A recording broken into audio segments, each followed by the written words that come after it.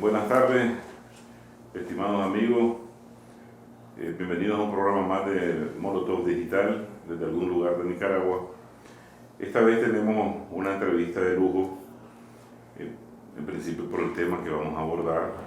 Se trata de la Operación Danto 88 y también por los compañeros que nos acompañan. Nos acompañan el capitán en aquel entonces, ¿verdad? Estamos hablando para 1988, marzo, cuando se realiza la operación, el capitán José Antonio Ramírez Molina, quien en ese momento fue jefe de la comunicación operacional del Ejército Popular Sandinista. Y también en aquel entonces el capitán Juan Rigoberto Urbina Méndez, quien se desempeñaba como el jefe de plana del Batallón de Lucha Irregular Francisco Estrada. Doy la bienvenida a cada uno de ustedes, compañeros, por atender nuestra solicitud y vamos a dividir en algunas etapas toda esta operación. Esta es en el caso de Molotov Digital, es la segunda ocasión que tocamos este tema. Hace como 2 años hicimos una entrevista a unos cachorros de Umblí. Ellos nos contaron de manera viva su experiencia combativa. Hoy vamos a tratar el tema de una manera más estratégica, ¿verdad? Vamos a tocar temas de planificación, movilización de tropas, embarque, desembarque, alcance de los objetivos, cuántas agrupaciones iban, cómo estas estaban divididas, un sinnúmero de otros subtemas que sin duda alguna van a venir a enriquecer la historia libertaria de nuestro país. Uno de los objetivos principales de este programa es heredar piezas de esa historia de dignidad, de lucha, de valentía, de estoicismo, de coraje y valor de nuestro pueblo nicaragüense, del soldado sandinista, en función de defender la soberanía y el decoro nacional, tal y como nos los inculcó nuestro general de hombres libres, Augusto César Sandino. Estos compañeros estuvieron prácticamente desde el inicio al fin de la operación, y estamos seguros de que vendrá a nutrir y a desconstruir esa historia contrarrevolucionaria e imperialista que ha tratado de poner en un plano oscuro toda esa operación de más de 4.000 hombres que se movilizaron en términos de baja o de alcance de objetivos, etcétera, etcétera. Pero la realidad es que el alcance de la operación fue un éxito, se cumplieron los objetivos que se esperaban, tanto por la parte militar como por la parte política. A esto habrá que hacerle una breve introducción. Nicaragua, desde luego, estamos en una década de guerra sangrienta financiada por la administración Reagan.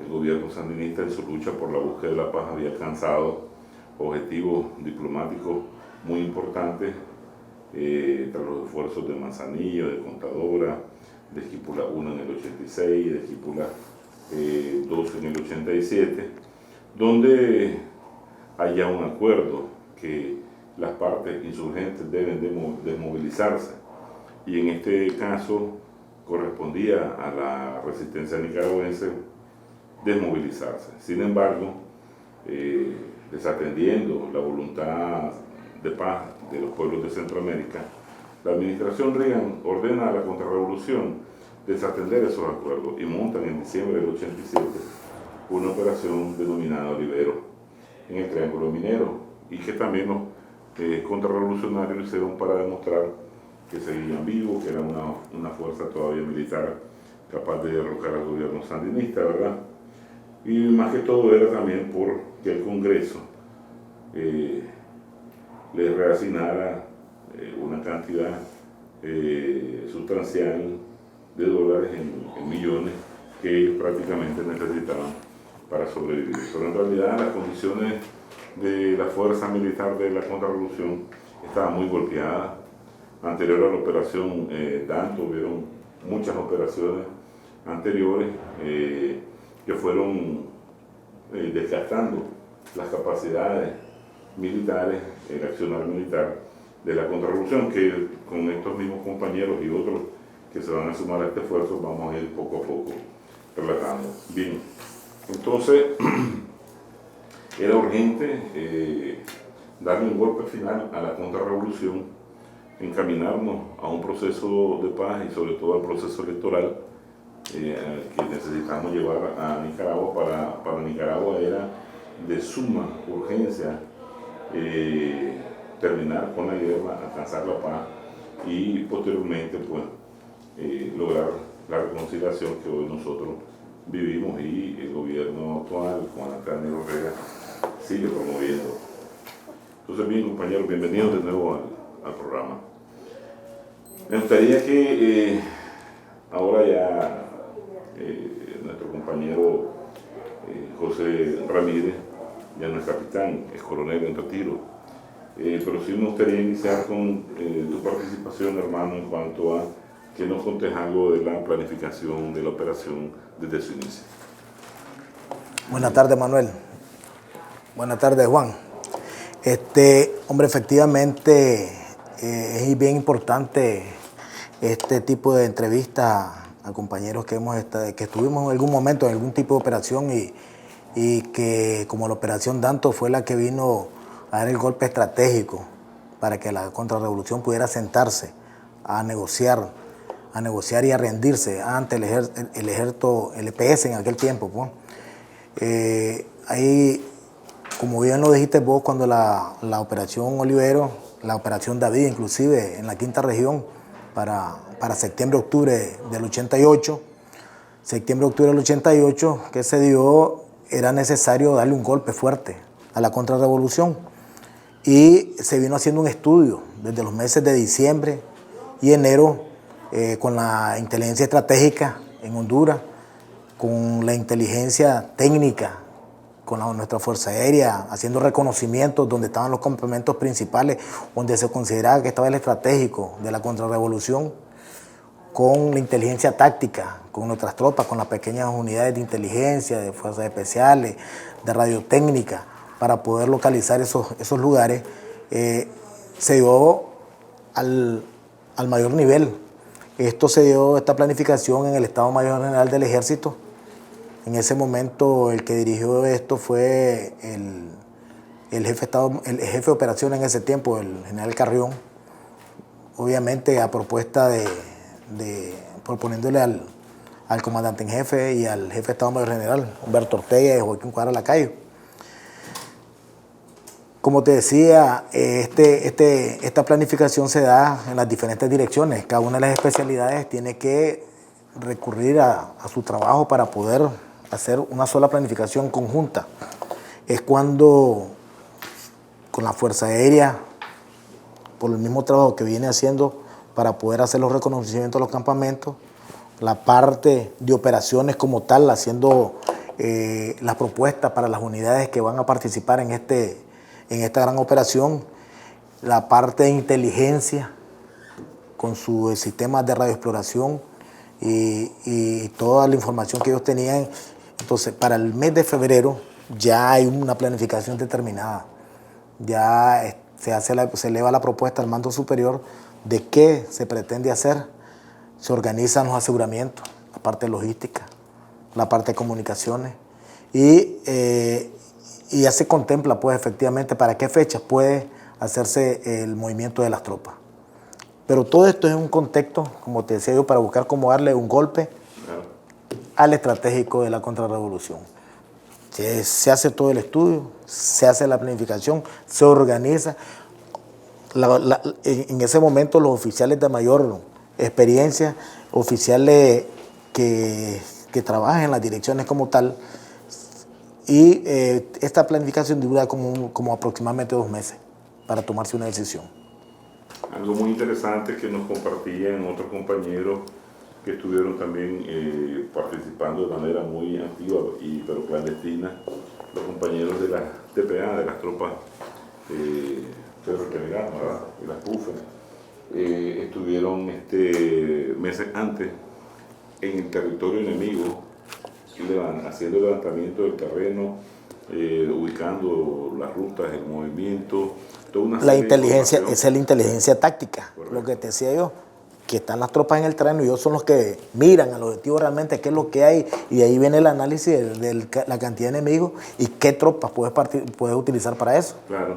Esto es importantísimo que nuestros jóvenes lo entiendan, porque son pequeños grupos, pequeñas unidades de hombres que actúan en la profundidad del territorio enemigo, Sí. donde está concentrada la fuerza del adversario, y ellos logran acercarse hasta los campamentos, infiltrarse dentro de los campamentos, inclusive hasta pernoctar con ellos mismos sin que ellos mismos se den cuenta que son nuestras tropas especiales las que están ahí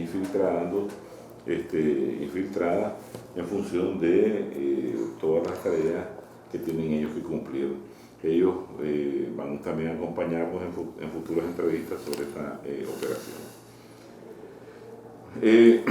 Hay un movimiento de tropas a la región de concentración que se da tras toda esa serie de preparativos. Nos gustaría, Juan, si nos comentás cómo se dio, vamos a entender que un tanto lo que sucedió con Tubí también sucedió con el resto. Sí, buenas tardes. Yo creo que para reforzar un poco lo que anteriormente en la parte del proceso de organización y planificación de esta operación, yo creo que habría que decir que la parte de la planificación es una tarea que le corresponde a todos los órganos de las distintas especialidades del Estado Mayor General. Se llevaron a cabo planes de desinformación previo con la Dirección de Inteligencia Militar. Las direcciones de comunicación a la que pertenecía el compañero empezó a trabajar en toda la organización del mando. Así, de igual manera, se empezó a organizar y a trasladar toda la logística que era necesaria para una operación de esta envergadura. Se movilizaron gran cantidad de cisternas, de camiones con abastecimiento, de avituallamiento, municiones, etc. O sea, fue una movilización bastante grande, y que en este sentido pues le correspondió al Estado Mayor General, ¿verdad? Pero también había que destacar que el trabajo que se venía realizando a través de la agentura estratégica, ¿verdad?, y la agentura operativa, recabando información con la inteligencia, con aquella agentura que estaba en territorio hondureño que manejaba una situación del enemigo, así como también la agentura operativa, táctica operativa que se manejaba en la parte del terreno, ¿verdad? Entonces, una vez que se logró esto, ¿verdad?, entonces en determinado momento, de manera sorpresiva, se empiezan a llamar a las unidades que estaban operando en diferentes direcciones, en diferentes regiones del país, como por ejemplo Jinotega, Matagalpa. En este caso nuestro GLI estaba operando en ese momento, cuando nosotros nos llamamos, el GLI General Francisco Estrada estaba operando en la región de Ayapal, Bucay, Ayapal, ¿verdad?, en ese eje de ahí. No estaba tan largo. No, porque se estaba haciendo un movimiento de cara a garantizar una información de un equipo de periodistas que habían venido de los Estados Unidos, que no recuerdo si era Newby, pero por ahí que un equipo estaba en los campamentos contra y el otro equipo que de manera urgente lo metieron con nosotros para verificar información que los jefes contra le habían dado a los periodistas. Estaba en juego en ese momento la aprobación de la ayuda humanitaria, entre comillas, que decían ellos, ¿verdad?, pero que la verdad es la cosa que era ayuda de tal, ¿verdad?, porque de ahí venía el abastecimiento con municiones, armamento nuevo, ¿verdad?, y todo el equipamiento que ellos necesitaban para continuar sus operaciones, ¿verdad?, para seguir intimidando y desarrollando las operaciones psicológicas en contra principalmente de la población campesina, En este contexto, nosotros, en este momento no te podía hablar de fecha, podría ser entre 2 y el 4 del mes de marzo, Coronel Ramírez. Sí, El traslado. cuando iniciamos el traslado, una parte de las unidades, ¿verdad?, se trasladó directamente a Bonanza, y en el caso de nosotros nos trasladamos y estuvimos en la pista, que fue una región de espera. Hablamos de región de espera porque nos trasladamos y ahí esperamos el planteamiento de las misiones. Entonces ahí estuvimos 2 días. Luego de esos 2 días, ese movimiento, tengo que destacar que se hizo en total secretividad. Los servicios de inteligencia de la Contrarrevolución no se percató nunca de que se estaba concentrando en esa región de las minas, se estaba concentrando una gran cantidad de tropas, entre 3.500 y 4.000 hombres, que era el que iba a llevar a cabo el golpe en los santuarios que ellos tenían. Y principalmente estamos hablando del puesto de mando que hay en ese momento, del estratégico, donde tenía el estratégico, el comando estratégico, Bermúdez. Juan, para apoyarte un poquito en eso que estás diciendo, que es bien interesante, hay un plan de distracción en la quinta región también. Entonces ellos se estaban concentrando, que creían que la situación se estaba poniendo, porque hay un comando de Jorge Salazar en la quinta región, y en ese momento hay planificación de distracción allá. Montan un plan de comunicaciones, como que hay una situación fuerte entre la Guinea, agarrando la paralela de la carretera del Rama, después de que fue la Operación David. Claro. Entonces se hace que distraiga al enemigo al otro lado, de que supuestamente las tropas nuestras están en bonanza, claro, que es lo que dice Juan. Inclusive me decía otro compañero que el hecho de que ellos en diciembre habían atacado el Triángulo Minero, el hecho de que el ejército estuviera trasladando ahí cierto tipo de tropas, también los hizo pensar como que el ejército de nuevo estaba tratando de reforzar esa zona que había sido atacada. Y hay un video, ¿verdad?, donde se habla de una maniobra de distracción, donde se les anuncia que va a llegar alguien de la Dirección Nacional a celebrar el Día de las Milicias Populares. Y todos los chanes informantes, pues, de la resistencia, eso es lo que iban a trasladar.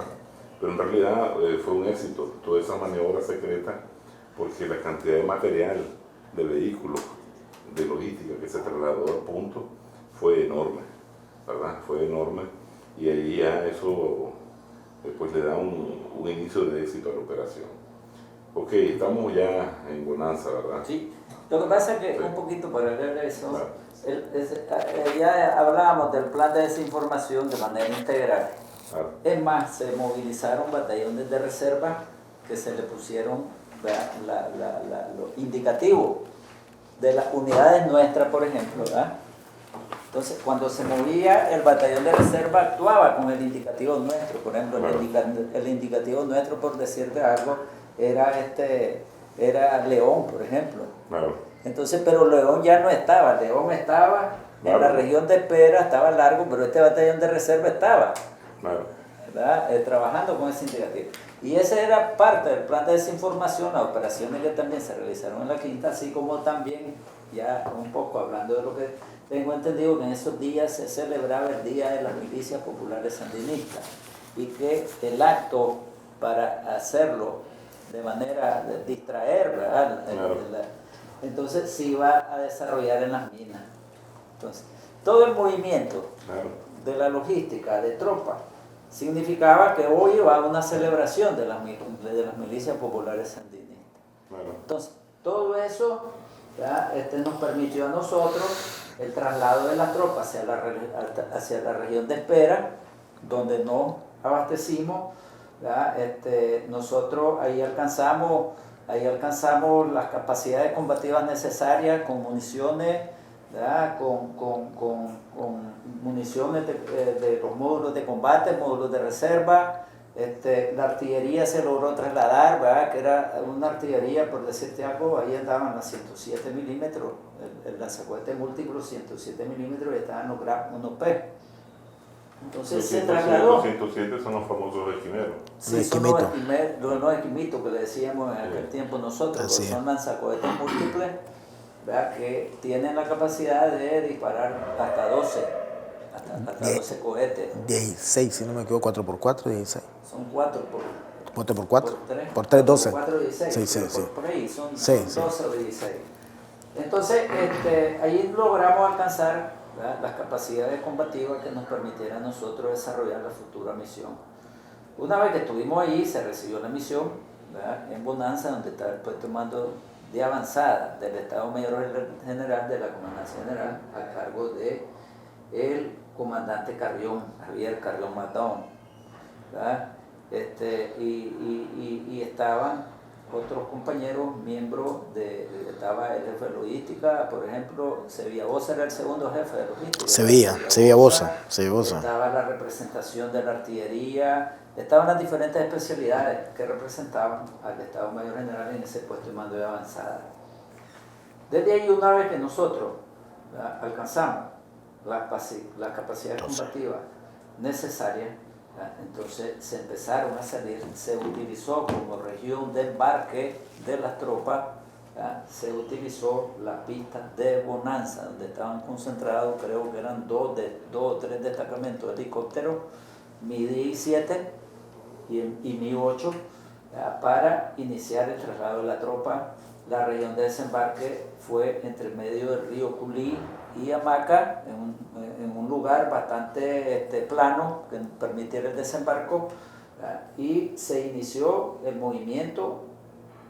Alcanzamos la región de desembarco y hasta ese momento tampoco la contrarrevolución se da cuenta de ese movimiento de tropas que nosotros vamos haciendo, porque se hace en completo silencio de radio, que el compañero coronel en retiro, ¿verdad?, conoce muy bien que la orden era mantener, ¿verdad?, silencio de radio. Silencio de radio sin hablar por radio. Todo eso sí. ¿No pueden algo sobre, ¿verdad?, esa parte, verdad? Porque ya avanzó una gran cantidad de tropas, no han sido detectados y todavía le agregan más al silencio de radio. Bueno, en la parte de las comunicaciones hay que recordar un aspecto. Como en los ejércitos los mandos son verticales, lleva desde la estructura del mando superior, donde había el puesto de mando general de aquí en Managua, sí, el puesto de mando de avanzada que estaba en Bonanza, había una comunicación fluida Managua-Bonanza, el puesto de mando operativo, que era el puesto de mando que iba al terreno, la parte operacional, que de igual manera que ellos nos desembarcaron a nosotros, pero el día 3 ellos nos desembarcaron, si no me equivoco, entre el día 2 y 3, el último día fuimos nosotros los que llegamos, y había una comunicación de ahí hacia Bonanza. La parte de las tropas, claro, donde van ellos, no hay nada. Ahora, es importante señalar que la comunicación estratégica de Bonanza aquí al puesto general de mando eran secretas. Toda esa comunicación era de orden secreta, era con tablas de conversación, con cifrado, pero secreta. Y la comunicación con nosotros, como decía bien el mayor, ahora mayor en retiro Urbina, mantuvimos fluidez en la comunicación. Había una orden de que hasta que no se combatiera, no había comunicación, no se encendían los radios. Ahora, es importante señalar que existe la comunicación operacional y la comunicación táctica. La comunicación táctica es la que ellos tenían en las pequeñas unidades, o sea, de las escuadras, de los pelotones hacia la compañía, hacia la jefatura donde iba él. Claro. Entonces, esa comunicación táctica, ahí sí no estoy muy claro yo, porque vos estabas en el terreno, hermano. Yo estaba en la parte de atrás y nosotros nos comunicamos hacia el puesto de mando de Bonanza y hacia los jefes de agrupaciones, porque ahí es importante señalar que entran dos agrupaciones. La agrupación principal, sí, es la del Oblí, de la sexta región, que es donde va el Chico Estrada, que va él, y la agrupación complementaria que va a la derecha de la hamaca, que va el Juan Gregorio, va la Fuerza Especiales, y así mismo lado va el 4009, el 73 Batallón. Ellos en la sexta región va el Chico Estrada, Francisco Estrada, que va el mayor, el Juan Pablo Mansor, va el Rufo Marín y va el Santos López por la izquierda. Entonces, ese día nos desembarcamos y hasta el día que inician los combates que se desembarca la artillería. ¿Por qué? Porque iban piezas de artillería que no se pueden llevar en la caminata de nosotros. Claro. Pero así se estableció las comunicaciones. Ahí lo desembarcan las piezas de artillería ya en hamaca. En hamaca y ya cuando comienzan los combates, correcto. Ahí van a poder apreciar el mapa que le vamos a proporcionar, ¿verdad? Donde los ejes de avance de las agrupaciones van acá al lado del río, ¿verdad? Y una vez de que ya ocupan este hamac, nos podés también iniciar a relatar el movimiento, el avance de las agrupaciones ya hacia los objetivos planeados. Sí, yo te decía que nos habíamos quedado por aquí por la región de Desembarca. Sí. De esa región, a la desembocadura, a las confluencias del río Hamaca, San José de Bocay, Sí. estábamos aproximadamente a 4 días de camino. ¿Verdad? Son 4 días de camino. ¿Verdad? Entonces, una vez que realizamos el desembarque en la región de desembarque, se inició la marcha de manera ordenada. Ya desde día antes, cuando se planteó la misión, se habían establecido 2 agrupaciones de combate. Una agrupación que llevaba la misión principal, la que iba a realizar el golpe principal en territorio hondureño, donde estaban los campamentos, y una agrupación que llevaría la misión secundaria, o el papel menos importante, por decirlo así, ¿verdad? Son términos que se utilizan en el léxico militar. Entonces, durante 4 días nosotros realizamos la marcha, sin ninguna incidencia, con el silencio de radio que ya habíamos hablado anteriormente, con la única incidencia que a la hora del desembarco, un cachorro del batallón 4009, que creo que era, por falta de experiencia y además que venía medio mareado por el vacío, ¿verdad? Y la presión que el aire, ¿verdad? Dentro del helicóptero, entonces salió, ¿verdad? Y no escuchó que lo llamaban, y el retor de cola de uno de los helicópteros, ¿verdad? Le dio en la cabeza y fue la primera baja que nosotros tuvimos. Ese es el primer incidente. La primera baja de la operación. Sí, y luego durante 4 días nos trasladamos, ocupamos, ¿verdad? Allí la región, ¿verdad? Que nosotros vamos a hablar de esa región, la región de despliegue, ¿verdad? La región de despliegue ¿cómo decirte? En orden precombativo, por decirlo así, ¿verdad? Que se hablan las unidades. Entonces, durante 2 días nosotros llegamos el 8 allá a Hamaca, estuvimos el 8 por la tarde, creo que fue que llegamos ya a Hamaca, estuvimos el 9 durante todo el día ahí esperando que llegara un abastecimiento que nos iban a llevar ahí. Ahí llegó parte del puesto de mando y avanzada, creo que llegó ese día, el general Carrión creo que llegó ese día ahí, llegaron un abastecimiento. Y una Guatemala. ¿verdad? Entonces el día 9, cuando llegan 2 helicópteros, que los 2 recuerdo que eran Mi-8, no eran Mi-17, escuchamos, a través de nuestros rastreadores, escuchamos la comunicación inmediata de las unidades contrarrevolucionarias, ¿verdad? Que empiezan a ponerse alborotadas en el momento que oyen, ¿verdad? La llegada de los 2 helicópteros. Pero ellos manifiestan en ese momento que no se preocupen, que son poquitos, porque generalmente en un helicóptero llevan, lo que te alcanza son 15 hombres con su equipo, pues cargado. Claro. Entonces son 15 hombres y ellos escuchan que son 2 helicópteros, entonces ellos dicen, no te preocupes, que son 30 gatos los que vienen ahí, que a estos nos vamos a comer vivos. ¿Ah? Ellos se imaginan que son 30 hombres que están de frente, pero no se dan cuenta que ya para el día 8, ya todas las unidades están en Hamaca. Claro. Y ya están las 2 agrupaciones de combate esperando la orden para salir por las líneas ya programadas, ¿verdad? Claro. Entonces ellos se imaginan que son 30 hombres los que van en los 2 helicópteros porque se oyen por los rastreadores que ellos se empiezan a activarse. Claro. Solo paréntesis, esta operación se realiza en conmemoración del Día Internacional de la Mujer. Sí. Y ustedes están el 8 en Hamaca. Estamos el 8 en Hamaca y es cuando el presidente, el comandante de la revolución, Daniel Ortega Saavedra, en el discurso, que creo que fue en Masaya, no sé si aquí, no recuerdo, dice fíjate. que a falta de voluntad del diálogo en este momento, ¿verdad? las tropas del Ejército Popular Sandinista se encuentran en zafarrancho de combate, pero hasta ese momento la contra no sabe que ya está ahí hay 3.500 hombres que lo tienen allí ya en las costillas, pero ellos no saben todavía, debido a la secretividad con que se desarrolló todo, el silencio de radio, el plan de desinformación, etcétera, etcétera, ¿verdad? Entonces anuncia el comandante de la revolución propiamente el día 8 de marzo, porque esa operación se le dedica a la mujer nicaragüense, y así lo dice el comandante Daniel Ortega Saavedra. Entonces el 9 nosotros estamos ahí y el 10 iniciamos ya, cada quien ocupa ya el orden precombativo. La primera agrupación formada por el BLI Juan Gregorio Colindre, uno de los batallones que se había destacado en la quinta región, ¿verdad? Un batallón permanente, bueno, este batallón era el jefe de este batallón, que en paz descanse el teniente coronel José Antonio Estrada. José Antonio Estrada García, ¿verdad? Que en paz descanse, ¿verdad? Ese era el jefe que iba como fuerza de choque, iba en la parte delantera, era delante de la columna. Creo que como segundo iba el 4009, un batallón permanente que era de la segunda región.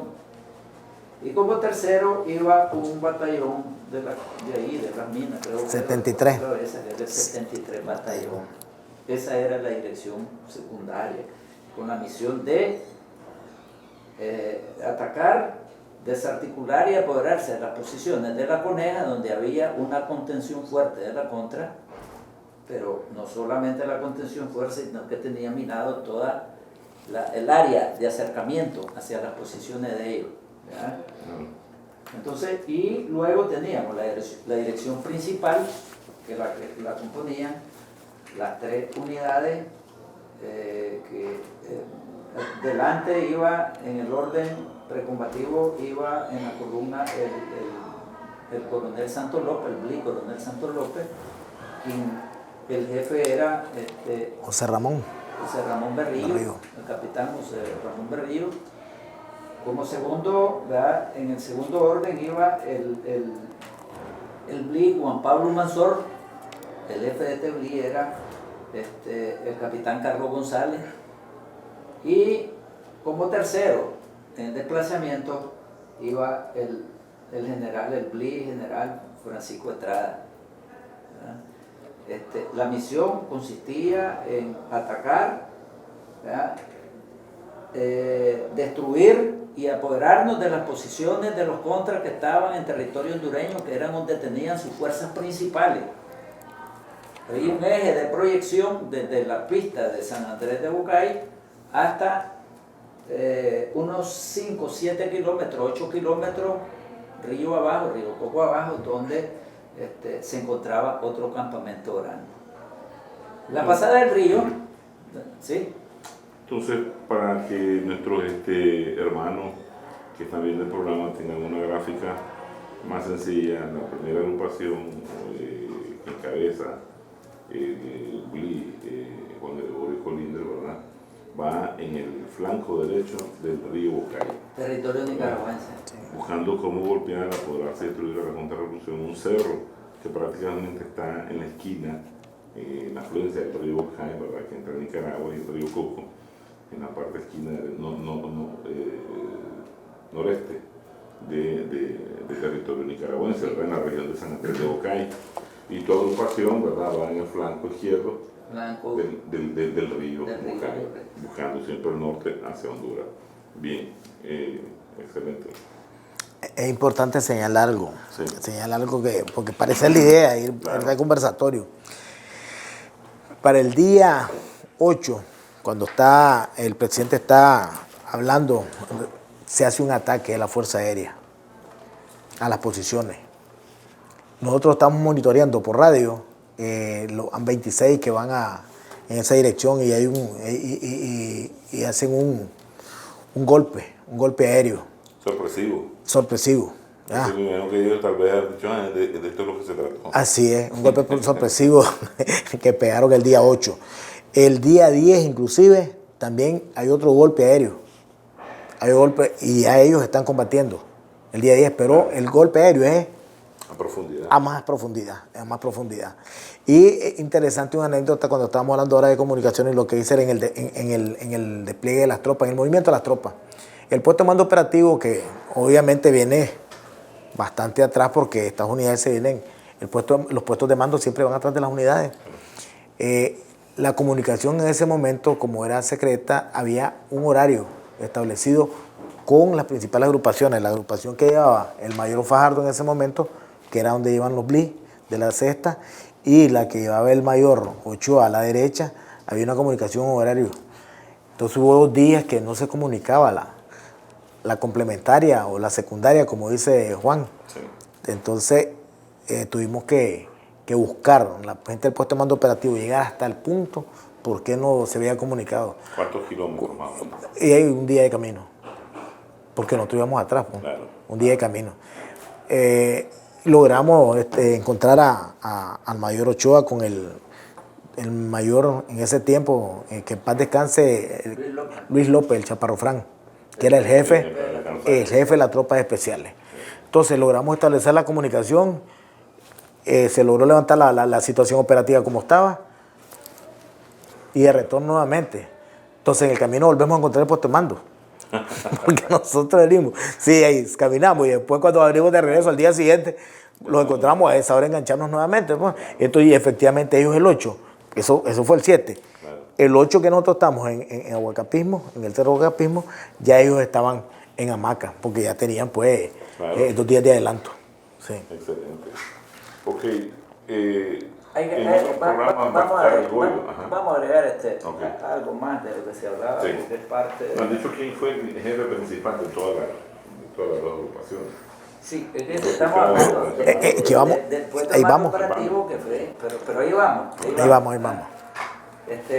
Lo que quería decirte es que, mira, esta operación oficialmente da inicio el 8, sí. Pero desde 3 meses antes, desde el mes de enero, ya se venían desarrollando acciones de cara, como por ejemplo, desde el mes de enero de 1988, así. Las tropas especiales al mando del compañero que en paz descanse,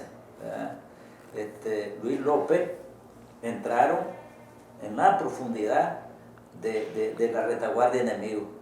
Ellos fueron los que iniciaron, ¿verdad? Ellos fueron los que iniciaron la ubicación, la verificación, la cantidad, los puntos de resistencia, nidos de resistencia, puestos de mando. Entonces ellos fueron armando el paquete de cómo estaba estructurada, ¿verdad?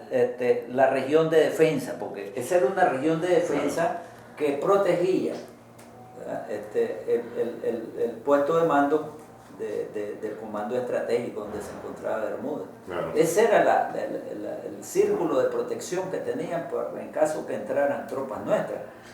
Entonces, desde 3 meses antes entran las tropas especiales en profundidad, son exploraciones en retaguardia para levantar el plano, ¿verdad? Y de esa manera fuimos dándonos cuenta donde ellos tenían sus puntos, nidos de resistencia, donde estaban los campamentos. Porque ya cuando nosotros entramos, no entramos a adivinar dónde podían estar, ya sabíamos exactamente dónde estaban ubicados. Claro. Entonces, y la otra cosa que también, desde como 3 meses antes, también la Fuerza Aérea ya tenía un plan que estaba en marcha, que era el bombardeo con A-26 de esa región. O sea, cuando nosotros lo hablamos lo vimos bastante fácil. Por ejemplo, cuando vos decís que nos trasladamos de la región de desembarco a la región de despliegue. Pero ¿qué significa eso? Quiero decirte, son zonas pantanosas, ¿verdad? Con mucho, ¿cómo se llama? Lodo, por decirte algo, que cuando vos caminabas hasta la rodilla, y vas subiendo y vas bajando, ¿verdad? Y cayendo agua, aquella fatiga, llegar al extremo es la fatiga cuando vos empezás a caminar a las 6 de la mañana y son las 5, 6 de la tarde y todavía vas caminando. Y cuando estás hablando de un soldado, ¿verdad? De que lleva 500, 700, 1000 tiros de reserva en su mochila porque va a realizar un combate en profundidad en territorio enemigo, no en territorio nacional. Y por tanto, el abastecimiento se dificulta más porque no hay aviación nuestra que pueda entrar a abastecer ahí adentro. O sea, el abastecimiento se dificulta, se limita claro, cuando vos estás en territorio enemigo. claro. Entonces, pero es fácil cuando nosotros destacamos, pero el coronel Ramírez llegó y se dio cuenta cómo iba. Llegaba hasta aquí, hasta la nariz, llevaba llena de lodo. Sí. Te resbalabas, caías, te volvías a levantar y tenías que seguir. Me contaba otro compañero que hasta algunos que iban con ustedes de la Fuerza Naval se les quedaron rezagados, porque es difícil, pues. Eso me parece correcto lo que está subrayando, porque es bonito ver... Hablarlo, decirlo, sí, o sea, vos crees que eso es... todo ese traslado de tropas masivo, en helicóptero, y parece una película de guerra, Sí, ¿verdad? sí, sí. Sin embargo, lo que estás describiendo es muy importante porque eso caracteriza a esa juventud heroica que eran nuestros cachorros, ¿verdad? A ese ejército invencible sandinista que independientemente de los obstáculos y el sacrificio se estaba dando la batalla en cada paso del territorio nicaragüense en función de cumplir una misión y alcanzar la paz en función de cualquier costo, ¿verdad? Eso es muy importante, me parece que debe ser de reflexión de las nuevas generaciones en función de reconocer ese legado de heroísmo y paz que las viejas generaciones le han entregado. Se requiere mucho de un elevado espíritu, claro, de sacrificio, de voluntad, formación, ¿verdad?, política y preparación física, sí, porque aquí lo estamos hablando bonito, pero cuando vos vas a ir a caminar 4 o 5 días, ¿verdad?, en un fango, ¿verdad?, que lo llevas arriba de la rodilla, pasando un río, pasando otro río, que vas a dormir, llegó la tarde, pero vos vas mojado completo, puro lodo, todo el pantalón. Y sudor. Las botas, las calcetas llenas, y el sudor, ¿verdad?, con el agua y todo eso, aquella cosa que desprendés, que no te lograste bañar hoy ni mañana porque paraste a las 6 de la tarde, paraste la marcha, ¿no? Detuviste la marcha a las 5 porque a las 4:30 ya es oscuro en esa selva. Entonces paraste la marcha a las 4:30 y a las 6 de la mañana iniciar nuevamente la marcha. ¿Con qué tiempo vos vas el aseo personal? No te da. La guerra es cruel, y entonces nosotros contábamos, ¿verdad?, con oficiales, clases y soldados del servicio militar patriótico con una elevada disposición, ¿verdad?, de espíritu, de sacrificio moral, y ellos nunca te decían que no, vos no parabas y ellos nunca te decían que no, ¿verdad? Entonces yo creo que es destacar esa parte que es la que no, porque hablas bonito cuando te trasladas en helicóptero, sí, que llegaste ahí a la desembocadura del río, pero ya el traslado, yo creo que es necesario destacar esa parte también. Indudablemente. Fíjate que Juan ha abordado bien sistemáticamente esta situación, pero hay cosas que se le quedan. Si vos agarras y comenzás a caminar a las 6 de la mañana, no desayunás. Y seguís caminando, no almorzás. ¿Y sabes lo que llevábamos? Lata de aquellas sardinas rusas, que en aquel tiempo tal vez la juventud no las conoció, pero eso, los estofados y crudo. Entonces cuando vos venís y no te has ni lavado la boca y a las 10 de la mañana te tiras un pedazo de sardina, todo el camino vas erutando el aceite ese, vas erutando el aceite ese. Entonces es bien complicado. Fíjate que como dice él, una cosa es lo que estamos conversando y otra cosa es la realidad. Decía Filimón Avilés, que era el jefe operacional en el terreno de las dos agrupaciones, porque le dice, no recuerdo, sí, posiblemente no, lo consigamos por ahí porque está larguito, pues, pero vamos a buscarlo. Entonces, no sé quién fue el que le dijo, jefe, un día en la tarde, ¿nos da permiso bañarnos? Ustedes están locos, porque tiene un vocerrón así, Filimón, ustedes están locos, dice, bañarse. Ustedes cuando agarren un jabón y tienen espuma, el río se va a la espuma, más adelante están los contras y van a ver que estamos bañándolos. No hay baño. Además de esta anécdota que te cuenta, ¿sabes qué es lo que ir caminando entre medio del día, la noche, ¿verdad? En las montañas que el sol no entra y de repente uno solamente va con la fatiga, ni el cansancio, sino que además de eso, sabes que en el terreno, por todo ese territorio, ¿verdad? Donde te vas desplazando, hay minas. Y que ahorita vas caminando y de repente, en un segundo, Ramírez, ya estás sin el pie pegando gritos. Y entonces lo que te provoca, ¿verdad? La parte del psicológico, ¿verdad? Porque ahí quedaron bastantes compañeros sin pie, ¿verdad? Entonces, cuando vos te vas desplazando por todo ese territorio, estaba lleno de minas. Y minas puestas por la contra y puestas por nuestras tropas, que cada vez que entraban a operar, minaban para que cuando la contra entrara, ¿verdad? Cayera en el minado, en los grupos de minas.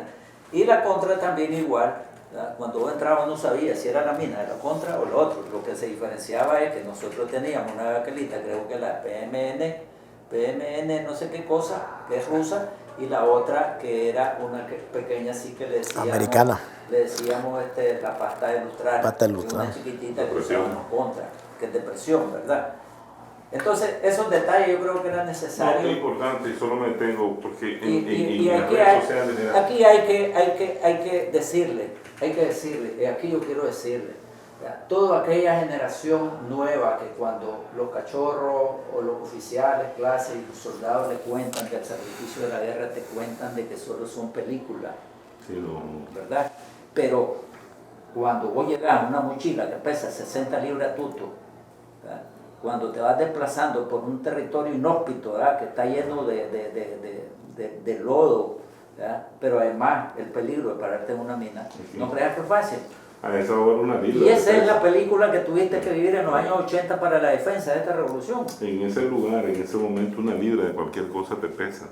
Pero importante porque mira, en las redes sociales hay muchas fotografías de reuniones de compañeros cachorros de los diferentes BLI que se reúnen, ¿verdad? Conmemoran sus combates y todo eso, y desde luego, pues unos ya están, son mayores de edad, gordos, obesos, pelones, mutilados, y entonces a veces ni nuestros hijos, ni nuestros sobrinos, ni los jóvenes creen que ese compañero estuvo ahí, ¿verdad? Entregado, sacrificándose en las condiciones que ustedes acaban de describir, y esos son los hombres que defendieron esta patria, ¿verdad?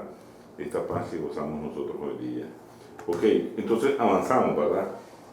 Una parte va para la Coneja, otra parte para la agrupación de ustedes llegan al río, ¿verdad? Cruzan Honduras. Entiendo yo que es tu agrupación la que choca primero y no la gente de Honduras. Bueno, ahí se empieza el despliegue, cada quien, ¿verdad? Ya se enfila sobre la dirección de ataque donde se van a realizar los golpes, el principal y el secundario. Sí. El puesto de mando operativo, ¿verdad? Ahora vamos a hablar de el teniente coronel Filimón Avilés, un viejo y legendario guerrillero que estuvo en el Coro de Ángel, estuvo en el Simón Bolívar, estuvo en lucha contra banda, etcétera, etcétera, como igual, pues, la mayoría de los jefes que estuvieron ahí también tuvieron que pasar esta. Entonces, queda el puesto de mando en Hamaca, ¿verdad? Donde queda mi hermano coronel en retiro. La agrupación principal se dirige hacia Kisiksik, una parte, un cruce de los ríos, del río Coco, ¿verdad? Sí. Iniciamos el despliegue ya en la agrupación va delante, como choque va el Santos López, decía, ¿verdad? El segundo el Juan Pablo Manzor y como tercero el Francisco Estrada. Entonces choca primero, la hora no te la podría decir, no sé, muy temprano fue, porque eso fue tempranito. Nosotros empezamos a avanzar a eso de las 6 de la mañana, creo, si no me equivoco. Y entonces, hasta ese momento la contra se da cuenta de la dimensión, de la cantidad, de la agrupación que hay allí hasta ese momento. Ellos están esperando 30 hombres que llegaron en el helicóptero. Pero entonces, entre el Santos López, nosotros vamos en esta agrupación, vamos por el flanco izquierdo, pasamos el río Coco y caemos a la pista, a la cabeza suroeste de la pista que está en Honduras, Sí. al frente, en territorio hondureño, tenemos la primera fila donde están los primeros puntos de resistencia que defienden, nos contra.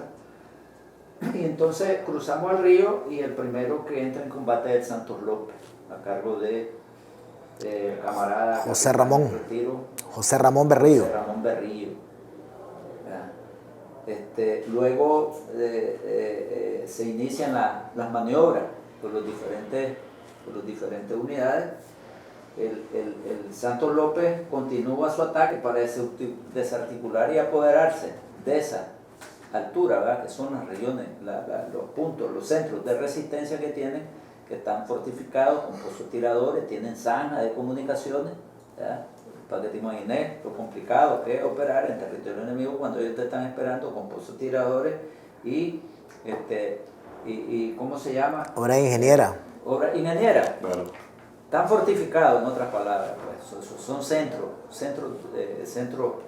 de resistencia, lo que ellos tienen allí, creados por diferentes puntos. Un centro de resistencia te tenían 3, 4 puntos de resistencia. Entonces, pero no solamente eso, sino que en territorio hondureño, en territorio enemigo, por decirlo así, ellos tenían la ventaja que ellos tenían el poder de las municiones. No era como cuando ellos estaban en Nicaragua, que combatían 1 o 2 horas y se te retiraban porque no tenían capacidad para aguantar 4 horas de combate de piñada. Ahí no, ellos te decían, vienen a la casa de nosotros, ahí déjalo que entren. Claro. Entonces, luego empiezan la maniobra, el JPU, que es el que va delante de nosotros, hace una maniobra por la izquierda, ¿verdad? Y avanza, retoma nuevamente la línea del eje de ataque que llevamos, hace una maniobra a la izquierda y regresa al eje de ataque, ¿verdad? Claro. Queda el Santos López, ¿verdad? Manteniendo las posiciones que ya ha alcanzado, porque esa es la orden que le da la agrupación. Y entonces, a la vuelta de 3 horas, 2 horas, si no me equivoco, no sé, eso tendría que decirlo Carlos González, que iba a cargo de ese blitz, pero creo que son como a la hora de haber avanzado. Entonces ya Carlos González entra en combate con una agrupación, ¿verdad?, grande. Se logra el primer objetivo de ataque, que es capturar las posiciones de defensa que tienen a la orilla del río, ¿verdad? Luego continuamos en profundidad con la misión posterior, donde aún el Francisco Estrada va detrás del JPU. El JPU se adelanta, pero llega un momento que el blitz Francisco Estrada tiene que hacer una maniobra por la izquierda, porque el combate que tiene el JPU es demasiado cerrado. Aclarar el JPU, porque hay veces que la gente era Juan Pablo Manzor, el blitz Juan Pablo Manzor. El blitz Juan Pablo Manzor, JPU, ¿verdad? Entonces, el capitán Carlos González dirige las acciones de su unidad. Claro. Nosotros hacemos una maniobra por la izquierda porque había una posición de fuego de aproximadamente unos 5 o 6 morteros. Entonces el blitz Francisco Estrada deja el eje de avance que llevamos y realiza una maniobra hacia la izquierda. Al detectar nuestra presencia, nosotros entablamos un combate, pero un combate rápido, sin resistencia, porque era una posición de fuego que ellos tenían ahí, no era un punto de defensa fuerte. Entonces obligamos a que ellos se retiraran, ¿verdad?, de esa posición de fuego y dejaron de estar mortereando a las tropas. Continuamos el avance y fuimos a salir allá adelante. Cuando nosotros llegamos, nos apoderamos, ¿verdad? Llegamos simultáneamente, por decirlo así, pues ahí dice, el JPU llegó primero, el Francisco Estrada llegó primero. Pero la verdad es la cosa, pues, que nos tomamos, pues, el capitán Carlos González, ¿verdad?, logra, con el blitz Juan Pablo Manzor, logra, ¿verdad?, romper las defensas, desarticular a esa agrupación que era fuerte, porque fue un combate cerrado, aproximadamente como de 4 horas, 3 horas, 4 horas, y entonces nosotros continuamos. En la maniobra que se va haciendo por la izquierda, yo la hago tratando de tapar, de cerrar, ¿verdad?, la salida de los contras que están combatiendo con el blitz Juan Pablo Manzor.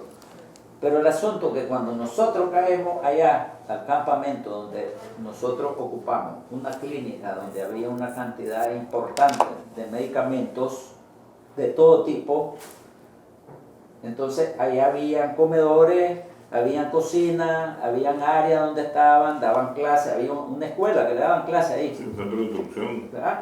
Entonces, ya nos reagrupamos ahí, pero inmediatamente nosotros detectamos, la exploración nuestra detecta que hay un camino que coge hacia la profundidad, con rumbo noroeste un poco, y va a profundidad del territorio hondureño.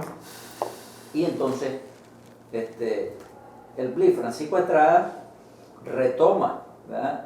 Se replantea la dirección de ataque y avanza en dirección noroeste, llegando a pegar con el puesto de mando que tenía el jefe del Comando Regional San Jacinto, Renato. Allí nosotros combatimos durante 3 horas aproximadamente con la defensa que él tenía ahí en ese puesto de mando, y luego ya entrando la tarde, ya oscureciendo, nosotros logramos tomar esas posiciones, nos apoderamos de las posiciones que ellos tenían. ¿Ya? Ellos no soportaron los golpes de fuego que nosotros, porque en ese momento nosotros teníamos el apoyo de fuego de la artillería también, que estaba desde allá, de San Andrés de Bucay, que de eso no hemos hablado también. Hemos hablado todavía. Vamos a traer La destrucción total de la defensa, de eso podemos hablar independientemente de lo que digan los jefes contra. Se llevó a cabo la destrucción total de la defensa que nos permitió a nosotros penetrar en su defensa, ¿verdad? Tomar las posiciones que tenían y que ellos se retiraran hacia otras posiciones. Un paréntesis ahí interesante. Fíjate que esto es del día 10, o sea, ya él está hablando varios días. Sí, ¿me entendés? como el 13, Sí, porque no vamos dando fecha. Claro. Pero hay una cuestión interesante. Recordar que el discurso del presidente, no eso, lo del presidente cuando dijo de que íbamos en zafarrancho de combate. Para el día 11 o 12, si no me equivoco, Calderón Sol, que estaba el presidente de Honduras, pega el grito al cielo. Y hay movimiento de las tropas de él. De las tropas de él y unos gringos que supuestamente iban a desembarcar. Nosotros a esa altura, la comunicación operativa la tenemos bloqueada, fíjate. Nos ponen sistemas para bloquearnos las comunicaciones operativas. Interesante. No, bien, pero ahí viene la anécdota. Claro. Que sale Calderón Sol y comienza a pegar gritos de que los nicaragüenses están en territorio hondureño y que no sé qué. Y hubo una respuesta del comandante Ortega, no me acuerdo qué fecha fue, que dice el comandante Ortega. Pero si cuando yo les dije que los campamentos estaban en territorio nicaragüense, decían que no, sí, que estaban en Honduras. Sí. Entonces nosotros estamos combatiendo en Honduras, sí, no estamos combatiendo en Honduras, estamos combatiendo en Nicaragua, porque en Nicaragua no hay campamento ellos no contra. Ellos no querían aceptar que era el santuario, que los norteamericanos los ocupaban a sus países de santuario de la revolución. Pero lo interesante es que dijo el presidente. Claro. No, dice, nosotros no estamos en Honduras. Si los campamentos están en Nicaragua, estamos combatiendo en Nicaragua. ¿Verdad? Entonces, claro. Ahora, siguiendo el tema que decía Juan, definitivamente la aviación tuvo que hacer mucho. Claro. Un gran el esfuerzo que hizo la aviación nos apoyó bastante porque ya la aviación había golpeado. En paralelo al combate que tienen ellos. Y con lo que se cayó también golpeaba psicológicamente. No, pero espérame, voy a eso. En paralelo ellos están combatiendo y el día 10 pega el Juan Gregorio. Acuérdate que es la secundaria. Sí. Pero Juan Gregorio llega a una posición que está bien fortificada, que es el Cerro La Coneja. Sí. Hombre, si no me equivoco, el Juan Gregorio está pegando como eso de las 4:30 de la tarde, algo así. Y es un combate fuerte. Es más, él comienza a maniobrar para subir La Coneja y ahí es donde ese es el que pierde, creo, mayor cantidad de compañeros con problemas de que caen en mina. Porque ellos estaban bien posicionados, además tenían unas 50 allá arriba. ¿Me entiendes? Entonces, ¿qué pasa? Sí, ¿qué pasa? Que a esa altura nosotros no hemos utilizado la artillería. Fíjate bien, ya están los GRAP, no hayan llegado los 106. Ya estaban los 4 GRAP que tenía el teniente coronel Floresiles, que en paz descanse, que era el jefe de artillería. Bueno. Pero también estaba el mayor en retiro Catón. No hay comunicación, te decía que estaba la comunicación operativa, nosotros tratando de comunicarnos, ellos están metidos allá en ese momento y nosotros estamos buscando cómo José Antonio Estrada, el teniente coronel, despegue y pueda tomarse la Coneja, porque ese era un objetivo principal en ese momento, ¿ya? Para poderle bajar la posibilidad de que reforzaran con las tropas que estaban pegando con los otros BLI. ¿Ve? Y no hay comunicación. ¿No sabes cómo se logró establecer? Cosas de la vida. Yo estuve en la 5ª región. De los objetivos estratégicos salgo y caigo en la operación. Y andaba un walkie-talkie en la 5ª región. Y el BLI era de la 5ª región. Con un walkie-talkie, con un walkie-talkie me logré comunicar en un canal de cooperación y viene y se le da al teniente coronel Filimón Avilés. Llama a Flores y no está Floreciles. En ese momento anda buscando con los operadores artilleros cómo ubicarse. Entonces el que está es Catón. Pero como José Antonio Estrada, su especial es artillería, no era tropista, claro, le dice, poneme al artillero que esté. Entonces Filimón le puso a Catón y comenzó a darle las coordenadas. Después de 2 disparos, de lograr 1P, le dice, ahora sí, poneme todo. Claro. Y comienza a lograr 1P. Al rato llegan los 106,7, los instalan, y ahí fue donde comenzó la cuestión de la artillería, hermano, y logran despegar la Coneja como a las 7 de la noche. Correcto. Como a las 7 de la noche. Que ya después se viene, ya la artillería se acerca, cuando se toma la Coneja, se acerca al Coco, a lo que es la parte de la confluencia del Bucay y el Coco en el playón, y es cuando comienza a apoyar a los otros BLI. Pero hasta ese momento era importantísimo que la Coneja cayera en nuestras manos, claro, para poder meter la artillería hasta esa zona. Claro, claro, excelente. Excelente. Y entonces, hermano, nosotros ya estamos en el territorio hondureño. Entonces, él hablaba de unas 50, mira. En la Coneja. Es una altura que está en la confluencia del río Bucay con el Coco. Sí. Entonces, en la ribera derecha del territorio nicaragüense hay una altura importante, la altura más predominante que hay al sector. Sí. Generalmente, en otras operaciones que ya habíamos montado en el mismo territorio, generalmente estaba una ametralladora calibre 50, porque ahí era la puerta de entrada. Ya en la operación anterior que se había hecho allí, ahí estaba esa misma 50. Lo que pasa es que los Mi-25 y los Mi-17, cada vez que bajaban y ahí iban de salida, ellos descargaban todo lo que andaban en la lonchera para salir de ahí. Claro. Entonces, la misión de esa agrupación principalmente era protegernos a nosotros de posibles ataques del flanco derecho. Del flanco derecho. Porque como nosotros llegamos, el golpe principal, nosotros tenemos que garantizar el cumplimiento de esa misión. Aquí hay muchas cosas que hablar, que decir.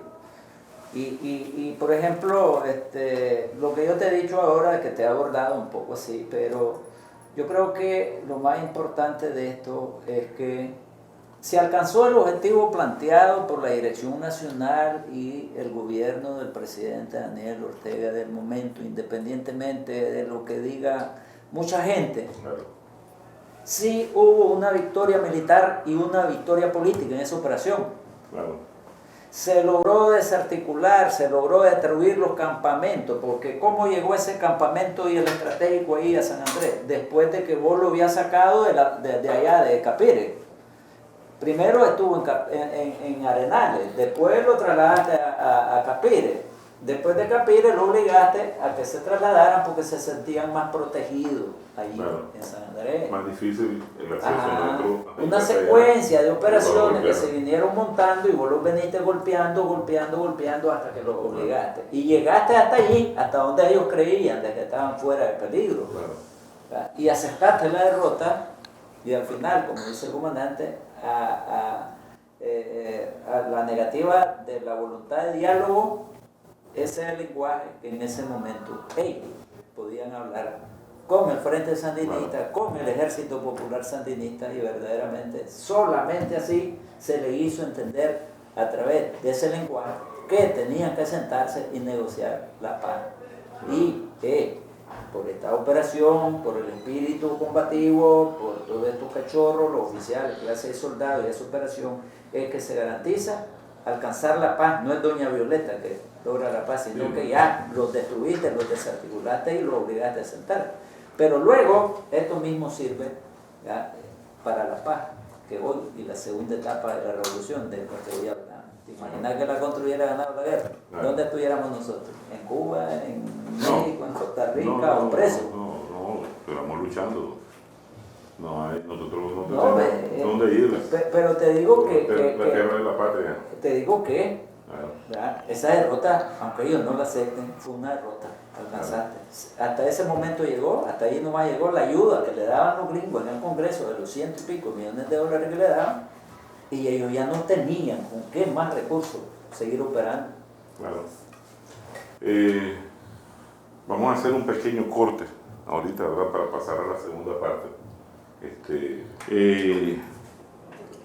Bien, continuamos esta segunda parte, ¿verdad? Quedamos nosotros en una parte muy importante, que es la entrada al territorio de Honduras, chocar en su propio santuario, ¿verdad? Golpear las principales alturas con unos hombres de la resistencia, jefe del Comando Regional San Jacinto. Estudiamos hace tiempo atrás este sistema de altura. Ahí hay 3 cerros principales que ellos lo tienen codificados, como la Salvadora, la Calufa y la Coca-Cola, ¿verdad? Y es la región donde nosotros estamos abordando ahorita, ¿verdad? Claro, en nuestros mapas estos tenían otros códigos. Entonces, esta parte del terreno, ¿verdad? Nuestros mapas estaban codificados, ¿verdad? Sí. Pero en general, pues, para que entendamos de una manera más sencilla, porque nuestros códigos pueden ser numéricos, etcétera, etcétera, la zona, pues el sistema que ellos tenían ahí de puestos de mando de avanzada de la Salvadora, la Calufa y la Coca-Cola, además de la Coneja, ellos le decían el conejo, y nosotros la Coneja. Bien. Estábamos ahí en tu maniobra al flanco izquierdo, ¿verdad? Que llegaste hasta el puesto médico, y luego la exploración descubre un camino que te lleva hasta al campamento del Comando Regional San Jacinto, ¿verdad? De Renato. Acordemos que Renato es el que encabeza, que dirige en febrero de 1983 el ataque al cuartel de San José de las Mulas, donde están los miembros del Batallón de la Juventud Sandinista 3062, que le resisten más de 8 horas de combate, mal armados, pero igual, como decían ustedes al inicio, con una alta disposición combativa, una moral increíble, pero que él lo termina con una masacre, remata a los heridos, ¿verdad? Y le hace barbaridades. Y entonces necesito que nos ubiquemos. Renato fue de la Guardia Nacional, y los jefes de las diferentes fuerzas de tarea que agrupaban al Comando Regional San Jacinto, ahí ubicados, fueron miembros de la EBI en su mayoría, ¿verdad? Entonces ustedes están golpeando a uno de los mejores comandos regionales de la contrarrevolución en su santuario. Tenés la palabra. Mira, nosotros cuando este tipo de guerra, la que nosotros le llamamos guerra irregular, de lucha irregular, en el concepto de la doctrina gringa y los mismos contra, ellos dicen guerra contra insurgencia. Y entonces vos caracterizar, llevar siempre una caracterización del tipo de jefe, del tipo de tropa, la experiencia combativa que tiene, para poder realizar en la apreciación del enemigo, vos caracterizás y luego vos tomás la decisión para realizar la operación. Como nosotros ya en otras ocasiones habíamos entrado, y siempre ahí el que defendía esa región era el San Jacinto, era Renato. Y el Nicaragua, ahí estaban los dos. Ajá. Entonces te quiero decir algo, porque yo leí en algún lugar que dice que ellos, ¿verdad? Nos dejaban entrar, y yo quiero decir que en este sentido, en esta operación, esto fue una sorpresa para ellos, no era que ellos tenían planificado dejarnos entrar. Claro. Ellos se defendieron con todo lo que tenían. Lo que pasa es que es diferente ¿verdad? Que esos comandos regionales a veces estaban acostumbrados a atacar bajos, atacar, combatir con batallones de reserva, milicias populares sandinistas. Entonces ellos hacían fiestas con gente que no tenía suficiente preparación, ¿verdad? Capacidad combativa, experiencia combativa. Entonces ellos hacían fiestas, bueno, una medalla pues, porque combatieron con un batallón de reserva y ellos te dicen que capturaron tanto y te mataron tanto, ¿verdad? Entonces, pero cuando vos estás hablando que estás metiéndote con unidades de lucha irregular, con una experiencia, con vasta experiencia desde los años, no sé, los jefes de esas unidades son compañeros que vienen desde hace años en lucha contra banda, en la guerrilla, en lucha contra banda, cuando se fundaron los BLI, en batallones permanentes, que son los que se enfrentaron a las primeras expresiones de la contrarrevolución, donde él es parte también. Claro. Entonces, ahí en esa operación, yo quiero decirte, no, ahí Renato se paró con todo lo que tenía, ¿no? ¿Verdad? Pero cuando él no pudo sostener el golpe, ¿verdad? O la ofensiva que nosotros llevábamos, se miró obligado, porque por ejemplo yo combatí como 4 horas ahí para tomar el puesto de mando de él. ¿Cuántos hombres tú, Lee? Aproximadamente, ahí tenía unos 500 hombres en ese momento. Yo conversando con uno de los jefes del comando regional de una de las fuerzas de tarea, que había sido de la EDI, ¿verdad? De las Fuerzas Especiales de Somoza, le pregunté una vez, ¿qué es lo que más ustedes le temían al Ejército Popular Sandinista? Entonces él dice, mira, te voy a ser sincero, primero esos cachorros, chaval, los jodidos, dice, iban todavía gritando con Sidney para adelante. Qué increíble, chavales, los jodidos. Lo otro, las arañas. Las arañas no caían y no sabían ni por dónde jodido pasar, salirte. Y lo otro, dice, lograr el 921 o el fuego de la artillería. Era increíble, pues. Esos cachorros es el alma del ejército sandinista. Entonces coincide mucho con lo que estaba diciendo vos ahorita. Sí, cuando vos vas a una operación, primero caracterizar, yo te decía, la parte del medio, quién es el jefe, la experiencia que tiene, dónde ha estado, dónde ha combatido, etcétera, etcétera, igual que sus tropas. Pero además de eso, vos también haces una apreciación de tu tropa y vos te das cuenta cuál unidad de las tuyas es la que tiene más experiencia, el jefe que tiene más experiencia, entonces es el que va a mandar adelante, el que tiene mayor experiencia. Entonces, lo que te quiero decir, volviendo a esto, ahí en esa zona sí efectivamente nosotros caminábamos la araña. La araña es un tipo de lanzagranada, hasta yo, honestamente te digo, yo le tengo miedo a la araña porque a mí me montaron arañas encima, ¿no? ¿Y cuál es el problema? Que esa tiene, bueno, no te voy a poner a explicar, pero tiene una espoleta adelante y ella es tan sensible que con el aire, si es posible, explota y te tira la gualínea así para abajo. Te los proyecta en dirección donde vos estás. Entonces, honestamente, tienen razón, ¿no? La araña es un arma terrible, ¿no? ¿Verdad? Y la verdad es la cosa que yo ahí quiero decirte y quiero aquí responsablemente decirte que ahí uno ve, pues, yo leí en alguna parte que decían que ellos se replegaban y luego le dejaban a sus aliados, le dejaban el resto de la parte. No es cierto, yo estuve en todas las operaciones, ahí en territorio enemigo, ¿no? Sí. Y te voy a decir, se paraban y lo que ellos decían, de lo que entre, porque aquí nosotros somos los dueños, aquí es la casa de nosotros aquí tenemos municiones, ellos no tienen. A ellos se les van a terminar y cuando se les termine, nosotros somos los que vamos a estar encima. Aquí no estamos en Nicaragua, te decía. Claro. Y en ese combate de allí... No hubo tal Venadito entre tu huerta. No, es que esa es de otra operación.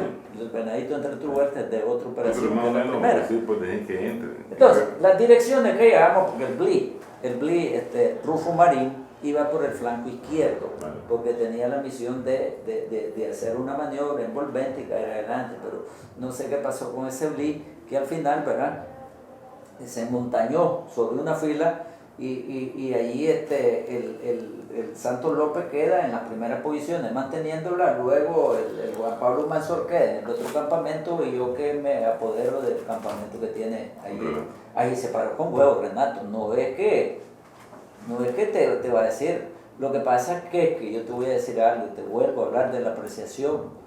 Mira, los jefes de pelotones, los jefes de compañía que son los jefes de las pequeñas unidades tácticas que son los que están, ¿verdad?, en la primera línea, que son los que van a combatir.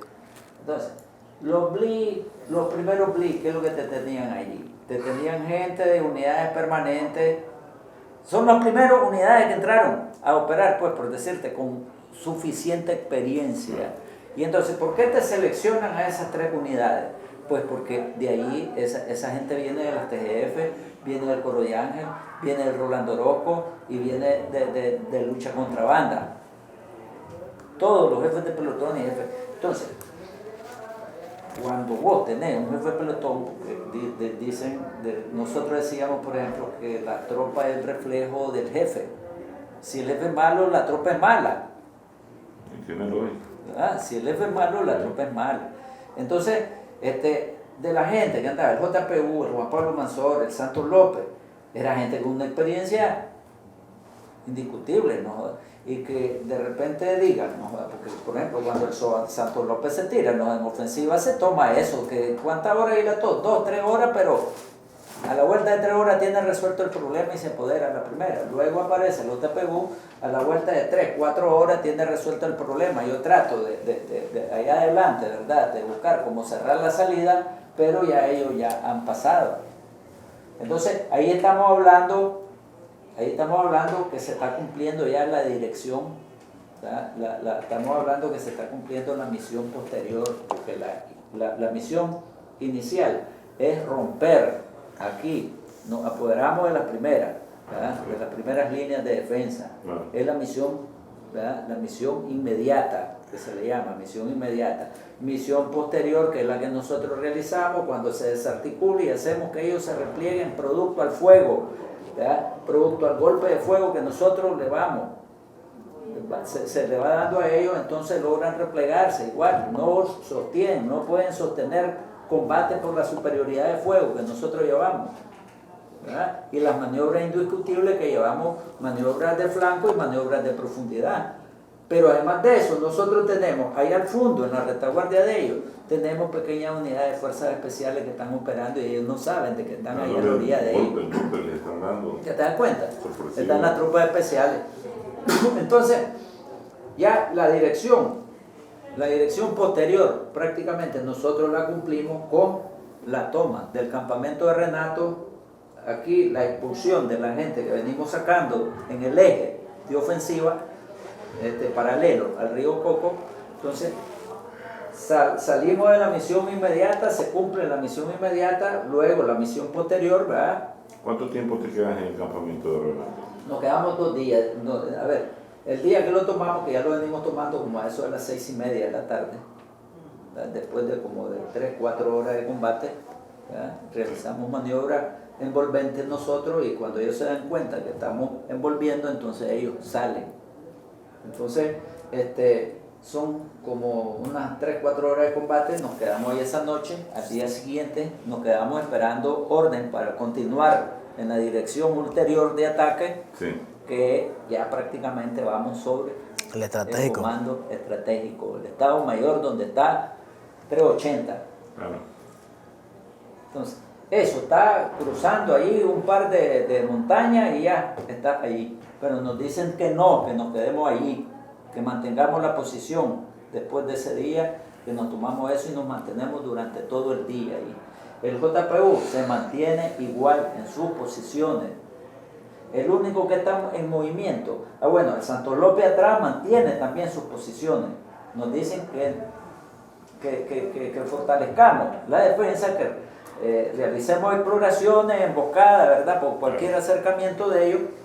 Entonces, pero el único que está en movimiento es el batallón que va por la izquierda, por el flanco izquierdo, que es el Rufo Marín, a cargo de Bayardo Pastrana, ¿verdad? Entonces, ya para la misión, la dirección ulterior de ataque ya es la toma. Del estratégico, que ahí sí iba a comportar un poco más dura la pelea. Claro. Porque está hablando de que todo lo que va aquí, que va sacando, se van concentrando y se van haciendo un anillo de defensa, todos ellos, alrededor del estratégico. Entonces, ellos tienen que pararse porque está hablando que ahí tienen todos los recursos. Y se te queda que acordate que los hondureños movieron tropas hacia ese lugar con artillería. Claro. Esa es la otra. O sea, por eso es que decía Juan que la cuestión iba a ser fuerte. Claro. Y ya iba a ser un encuentro, un contronazo con otro ejército. Pues. Claro, ya. Claro. Por eso es que es donde hay una nueva decisión posterior. Que los americanos creo que también tienen una... Ahí es. Entonces por eso es que después viene una orden de salida de las tropas. ¿Por qué? Porque ya va a haber una cuestión internacional. Claro. Al chocar nuestro ejército con el ejército hondureño, o ponerle que no, con solo que le hagan un par de bajas, ya es un combate con otro ejército. Entonces la cuestión se podía descomponer. Y se dio la orden, bueno, él maneja la cuestión de la orden de retiro de las tropas, cómo se dio. Claro. Entonces, mira, cuando nosotros ya alcanzamos la misión posterior, estamos a la espera de la orden de continuar en la dirección ulterior de ataque, que es culminar la operación con la destrucción del puesto de mando donde está 380. Nosotros estamos preparados, es más, yo solicito la orden para continuar el avance, yo solicito, y me dicen de que no, que mantenga ahí. Pero a través de la radioexploración, a través del trabajo de inteligencia, la agentura, se logra detectar que ya hay una orden en el ejército hondureño de utilizar. Ese día, al amanecer, el día que yo amanezco ahí ya en el puesto de mando, yo escucho rotores de helicóptero encendidos en profundidad, se oyen apenita, se están escuchando. Y en las noticias, que en el radito que ando yo, un radio que te agarraba como 15 bandas, oigo escuchar que hay movimiento en Palmerol.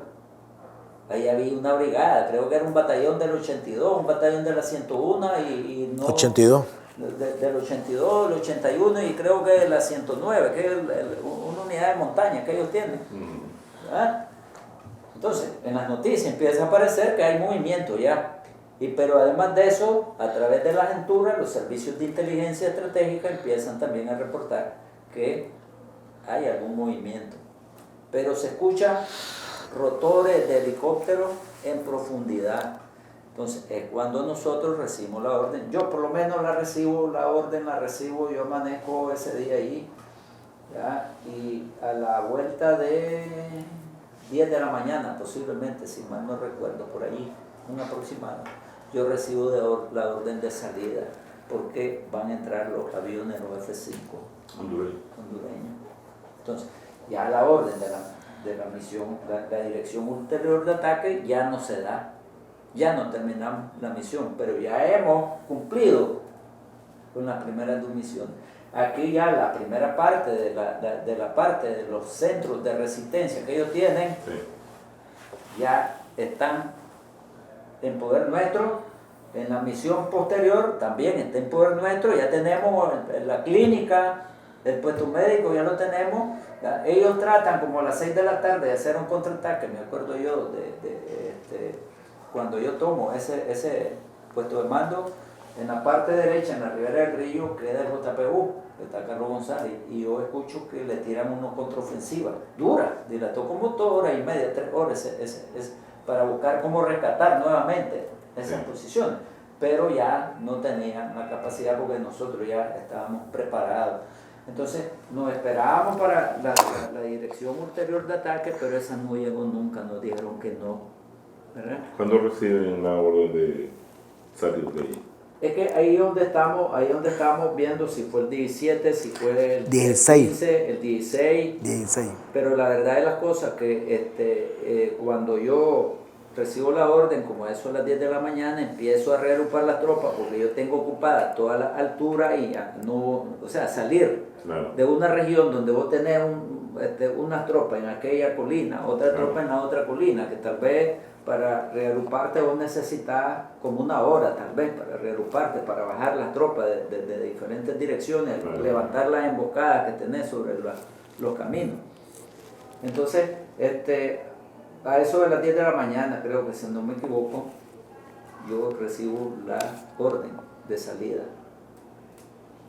Nos reagrupamos, ¿verdad? Y ordeno, se organiza la columna de marcha para la salida, manteniendo una contención en la parte de la retaguardia por cualquier ataque que a la hora que vayamos saliendo nos den una persecución y nos ataquen por la retaguardia.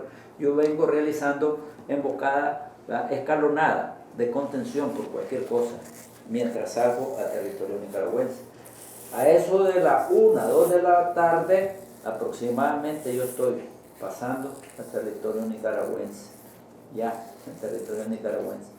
Cuando yo voy saliendo de ese campamento que tenía Renato, su puesto de mando, es cuando pasa la primera pasada de 2 aviones de combate del F-5. Bueno, yo le pego fuego pues a todas las instalaciones que hay ahí. Entonces está saliendo cantidad de humo. Cuando yo siento que ya no hay aviones, yo pienso que me van a tirar. Me van a tirar porque está saliendo el montón de humo de los campamentos que estamos quemando.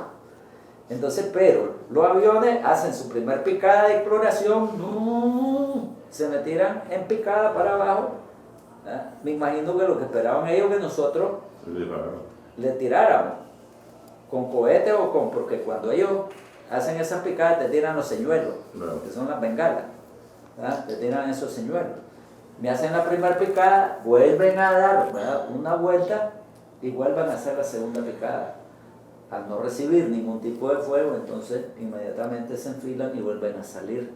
Cuando ya estoy en Nicaragua nuevamente vuelven a hacer la segunda pasada, pero pasan sobre el río. Nosotros venimos por territorio nicaragüense ya, y ellos pasan por encima del río. Dan una vuelta así, ¿verdad? Exploratoria para ver si alguien les dispara, le tira con cohete, con lo que sea, ¿verdad? Pero cuando miran que no hay nada, entonces vuelven a ir. Después de eso ellos quedaron haciendo algunos ¿cómo se llama? Ellos continuaron haciendo algunas pasadas de patrulla, ¿verdad? Para ver, pero ya nosotros estábamos en territorio nicaragüense. Hay que destacar aquí, creo yo, que aquí se jugó un papel importantísimo, la agrupación de artillería que estaba ahí. Sí, vamos a traer un papel importantísimo porque durante el avance ellos realizaban fuego, ¿verdad? Asaltos de fuego, ¿verdad? Y luego que nosotros ocupábamos, el fuego lo trasladaban más a la profundidad. Entonces, la otra cosa que por las particularidades ahí no entraba al territorio hondureño, no podía entrar ningún helicóptero. Ahí participó una pequeña unidad de la fuerza la fuerza naval, de la Marina, que con una balsa, ¿verdad? Con una balsa, era importante destacar aquí, coronel, cómo se organizó, ¿verdad? El abastecimiento, los aseguramientos médicos, los aseguramientos ingenieros, y los es importante porque en territorio enemigo no es como que vos estés a este lado. Y ese ha sido un tema de cómo asegurar vos el aseguramiento combativo de la tropa estando en territorio enemigo. No puedes meter helicópteros para abastecer, no puedes meter un helicóptero para sacar a los heridos, no puedes meter un helicóptero para sacar a los muertos, no puedes meter un helicóptero para meter abastecimiento, porque estás en territorio enemigo. Y en ese sentido se respetaba el territorio hondureño, no entraban helicópteros al otro lado. En las 26 llegaba porque al fin y al cabo ese pasaba a las 11 de la noche y a una altura,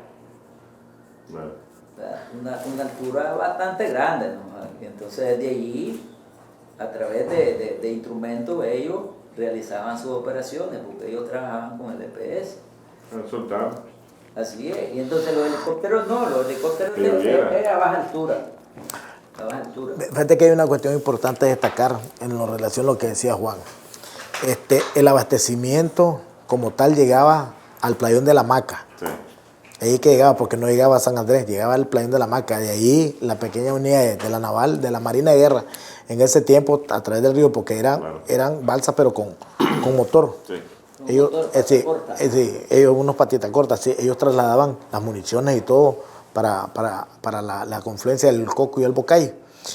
Pero cuando ellos salen, que hubo la orden de salir es porque venían unos periodistas internacionales, como Calderón Sol estaba pegando gritos que estamos en territorio hondureño, la orden era salir y que no era ninguna unidad dentro de Honduras, pues que se dieran cuenta que nosotros estamos en Nicaragua. No, era es que Calderón Sol era el salvadoreño. Pero había un... Ascona Hoyo, hombre, Ascona Hoyo, me disculpan, sí es cierto, Ascona Hoyo. Entonces Ascona Hoyo estaba, como estaba en la Aljaraca, estaba en la Aljaraca, que estábamos en territorio hondureño, el día 17 llegaban esos periodistas. Entonces a las 10 de la mañana, el día 17, toda la tropa está en Nicaragua, toda, y está desplegada en la frontera. Llega gente de la ONU ahí. Llega gente de la ONU y todo. Entonces mira cómo es, que ahí los periodistas salieron un montón que ahí se ahorcan en los bambuzales, porque en ese momento los aviones, efectivamente, como dice Juan, ellos estaban sobre la frontera. Claro. Sobre la frontera. Cuando ellos ven los helicópteros, hicieron tiro. No a los helicópteros, sino una tropa que estaba moviendo delante de la Coneja. Creo que eran las últimas, que eran las pequeñas unidades de fuerzas especiales que estaban saliendo. Porque a mí me decía Julio César Ochoa, que era el jefe de agrupación, que ellos sintieron los golpes de la aviación encima de ellos. Hombre, van los periodistas, comienzan a filmar y a buscar cómo tomar fotos y esto y el otro, cuando el avión es delante y comienza y nos hacen unos disparos. Disparos que tal vez nos cayeron como a 1 kilómetro, pues ni siquiera nos cayó encima. Pero fue un desbarajuste que hubo grande ahí, pues, de los periodistas. Entonces, solo estuvieron como 20 minutos y van de viaje, pero se dieron cuenta que realmente no había tropas nuestras. Ahora, destacar también de que se le hizo 2 disparos con C2M, C3M, o sea, cohetes portátiles a la F5. Sí. Modesto López, si no me equivoco, es el apellido de él. Modesto estuvo con nosotros en Cuba, estudió con nosotros, era antiaéreo, y él fue el que hizo los 2 disparos. Entonces, interesante porque nosotros vimos la maniobra del avión, cuando le hacen los disparos, cómo se fue a favor del sol, para que el cohete cogiera hacia otro lado. Y el teniente, que yo estuve con una persona estudiando, un hondureño, un alto oficial en ese momento en España, y me dice que ese teniente que le tiraron llegó a ser jefe de la Fuerza Aérea hondureña. ¿Le sirvió la experiencia? Sí, ¿por qué? Porque la experiencia de haber disparado en contra de tropas, entonces llegó a jefe de la Fuerza Aérea hondureña. Debe haber sido su mayor experiencia de combate. Debe ser. Entonces sí, es importante destacar eso que decía Juan en relación a los aseguramientos logísticos de ingenieros y cómo se movieron. Hay un montón de cosas que hablar aquí. Claro, este es un primer conversatorio, ¿verdad, hermanos?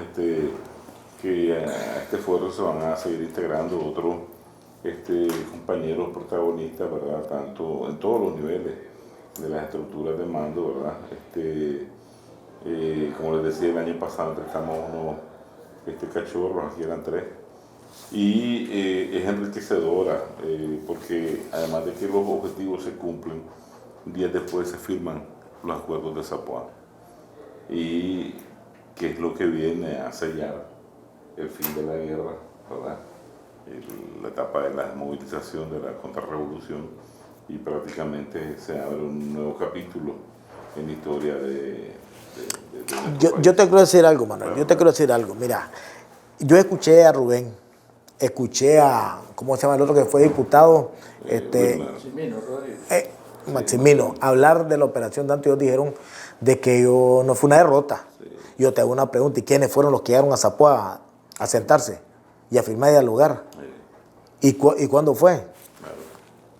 Acabada la operación Danto, estaban llegando a Zapopan. Claro. Entonces, pero los jefes contra dicen que no, que ellos fueron, inclusive, que no es que se rindieron, lo que ellos querían era la paz, que ellos lo que querían era que ya no hubiera más guerra, que no hubiera más muertos, nada, papá. Que hay que entender que la primera víctima siempre y la última va a ser la verdad. Va a ser la verdad. Sí. ¿Verdad? Entonces, claro, en mitografía que ya se han escrito, por eso uno de los objetivos principales de esto es la parte nuestra, que comience a hablar sobre la historia, sobre la vivencia, sobre lo que para nosotros también es la otra parte de la realidad. Porque los norteamericanos tienen muchos libros en inglés escritos sobre la guerra de Nicaragua. Los de la resistencia han escrito mucho sobre la historia de Nicaragua, y entonces esto es altamente peligroso, y es lo que siempre hemos venido nosotros diciendo. Nuestros hijos, las nuevas generaciones, al no tener que leer, entonces van a creer la única fuente de información que hay, ¿verdad? Pero prueba de eso es que tras la firma de los acuerdos de Zapopan, tanto Toño como otro, que se me olvida ahorita, jefe de comando regional, entran, se meten en un bus y comienzan a llorar, porque ellos entendieron que prácticamente la fuerza contrarrevolucionaria de la resistencia como tal estaba ya acabada, ya. Toño y Fernando, se metieron a llorar, y ya ni se diga el impacto de la firma de los acuerdos de Zapopan en el seno del mando contrarrevolucionario. Ahora, sí, es que hemos leído pues que, por ejemplo, resultado de toda esta operación, de más de 4.000 hombres, simplemente 2 de la resistencia murieron. Escrito ahí, imagínate, solo 2 murieron. A Renato dice que vos le capturaste 2 loras y 4 perros. Con mucha mayor necesidad, hermano, para escribir la historia. O sea, mover toda una fuerza de más de 4.000 hombres, ¿me entendés? Y asaltar la coneja. Nosotros reconocemos la cantidad de bajas, y por mina, y por... y se le olvidó decir el mono que estaba en el supuesto mando. Entonces, y te metes en la profundidad, desmantelar campamentos y todo eso. Pero es que, Manuel, mira cómo es. Nosotros, como decía Juan, nosotros reconocemos la que hubieron bajas, y bastante bajas, pero nosotros sacamos a nuestra gente. Igual pasó con ellos. O sea, ellos no te van a dejar, acuérdate que están en su territorio. Ese es el territorio de ellos. Nosotros llegamos al territorio de ellos. Claro. Ellos tienen que sacar sus bajas también. Claro. Que conte que hubieron, que nosotros contabilizamos bajas también de ellos. Claro. Y contamos fusiles. Claro. Y él estuvo metido en el campamento, claro, en el puesto de mando, claro, del San Jacinto. Sí. El puesto médico, el puesto médico más grande que había, ahí estuvieron. Ahí se recuperó un montón de medicamentos. Claro. ¿Me entiendes? Ahora bien, como vos decías, Manuel, esto es el inicio. Aquí hay muchos compañeros que todavía están por ahí. Está Filimón Avilés, que era el jefe operacional. Claro. Está por ahí el Julio César Ochoa, claro, que era el jefe de la agrupación secundaria. Santiago Fajardo es el que estaba en la principal. Están los otros jefes de BLI, Carlos González, está como Silvio González, está José Ramón Berrío, claro, está el jefe de plana del 4009. Claro. Creo que tenemos localizado ya al compañero que es el que estaba a cargo de la Marina de Guerra, de las, ¿cómo le dicen? Esas que flotan, hombre, la balsa. Entonces esto se va a ir ampliando, porque claro, esto es lo que vivió Urbina, y lo vivió, llegó al centro, al puesto de salud, después llegó a San Jacinto, pero Carlos está en otra dirección también, y hizo, ¿me entendés? Entonces, claro, a medida que esto vaya viniendo, la gente que estuvo en ella, esto se va a enriquecer más, este tipo. Estuviste ahí metido, ¿verdad?, en las diferentes operaciones, que esperamos contar con tu participación y el relato de esta. Pero también hay análisis muy simplistas aquí, en función de cantidad, ¿verdad? Y entonces con esos números a veces tratan de, como, es perverso, mira, porque vos decís un número y rápidamente en la memoria de los jóvenes se queda ese número. Así es. Un número que no tiene tantas cifras, mucho más la recordás. Ya cuando vos te dicen, ya los números de teléfono que tienen más de 6, 8 cifras, ya te cuesta, pero si te dicen 2, cualquiera recuerda 2. Y te compra esa historia, ¿verdad?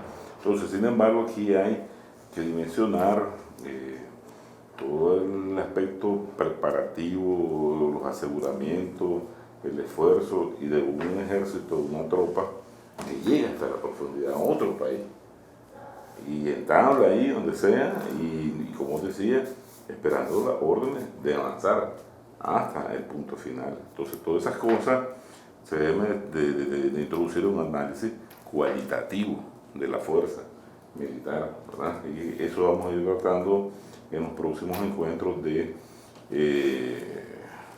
recordar lo que dijo el presidente, sí. Estábamos en territorio nicaragüense. Sí, se las devolvió. Estábamos en territorio nicaragüense, no estamos en territorio hondureño. Se la andaba devolviendo, porque ellos se metían en el territorio. Yo tenía que ir allá también. Sí, muchas veces el comandante Daniel les decía, ustedes están permitiendo esto y esto y esto, y era tan descarada pues la actitud de ellos que le decían a Daniel en la cara, nombre, eso es mentira.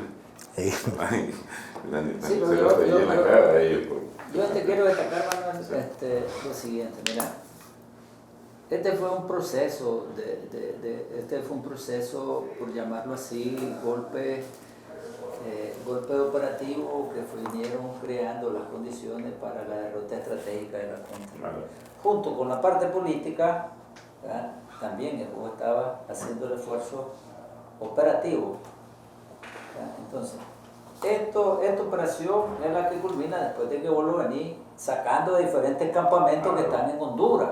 Claro. Entonces los hondureños le dicen, mira, aquí me están causando demasiado problema con la población, ahí en Capire, por ejemplo, en Capire todo el mundo, lo que mandaban eran ellos, el ejército hondureño sí, no hacía nada. La presencia de la resistencia en Honduras era un problema. Era un problema, correcto. Para los hondureños ya nadie quería, entonces vinieron a última hora con el fin de protegerse, entonces evacuaron allá donde estaban, en Capire, que también entramos a Capire, ¿verdad? Y se trasladaron allá porque se sintieron que estaban al alcance de nuestras tropas, de nuestras unidades. Claro. ¿Te das cuenta? Entonces, eso es importante destacar que ellos dicen de que no, pues, que eso no es ninguna derrota, pero ¿y entonces qué cosa es este golpe final? Después que lo venís trayendo de Las Vegas, Banco Grande, destruiste ¿cómo se llama? El campamento que tenía el Banco Grande, ¿verdad? Después se meten allá arriba a Yamales, donde está Chicle, con un campamento y entrar hasta Capire, ¿verdad?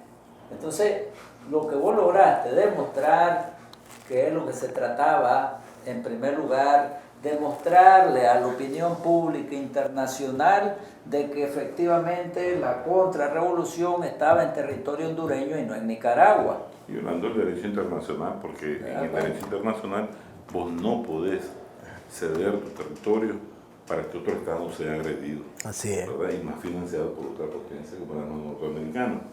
Bien, entonces yo quiero agradecerles, hermanos, su primera participación, porque ustedes mismos saben, no todo se ha dicho aquí.